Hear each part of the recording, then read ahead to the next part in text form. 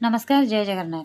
चलतु सकाल सकाल आपण मैंने कौन सब कर सकाल पखड़ा खायापी गोटे नुआ आइटम तैयारी करूँ। देखु आपण मैंने कौन मुझे तैयारी करुँच आज पखड़ा खायापी। चलतु आपको देखेबी कौन सब तैयारी होची। आपण पकेबा कड़े रे तेल तो ए ताती गला आलू पकईदे। आलू को एवं आलू भजा हो सारी काढ़ीदे। एबे कड़े रे सुखिला लंका पकईदे। गोटा पकई दी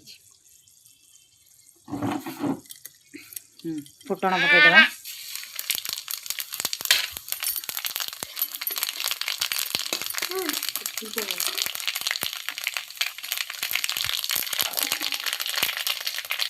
पियाज रसुण पकईदे। पियाज रसुण टिके भाजिला पर्यंत रखा। एबे पियाज रसुण टिके भाजी हो गलानी।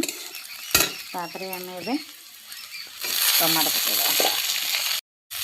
टमाटो भाजी हो गलानी। एबे आलू पकईदे।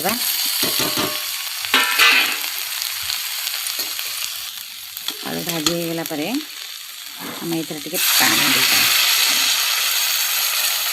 से यार ना आलू पानी।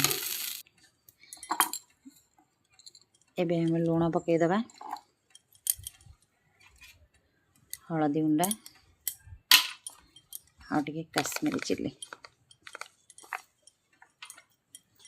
एबे आमे ताको टिके फुटिया को छाड़ीदे आ घोड़ईदे। आलूटा सीझापी छाड़ीदे। एबे तो आलू सीझी सारी पूरा सुंदर देखा रेडी हो गला। धनिया पत्र पकईदे। जीरा गुंडा देदे। ये आम प्रस्तुत होगा आलू पानी। आमर ये बढ़ा होगा आलू पानी आउ काकुड़ी कंचा लंका पियाज खट्टा धनिया पत्र पखाला भात। आपण मानक आम आलू पानी भल लगिला रेसिपीटी निहाती कमेंट करेंगे। आपण मैंने घर निश्चिंत ट्राए करेंगे खाइबे देखिए केमती लगुच आमको कमेंट माध्यम जनइबे। रही जय जगन्नाथ।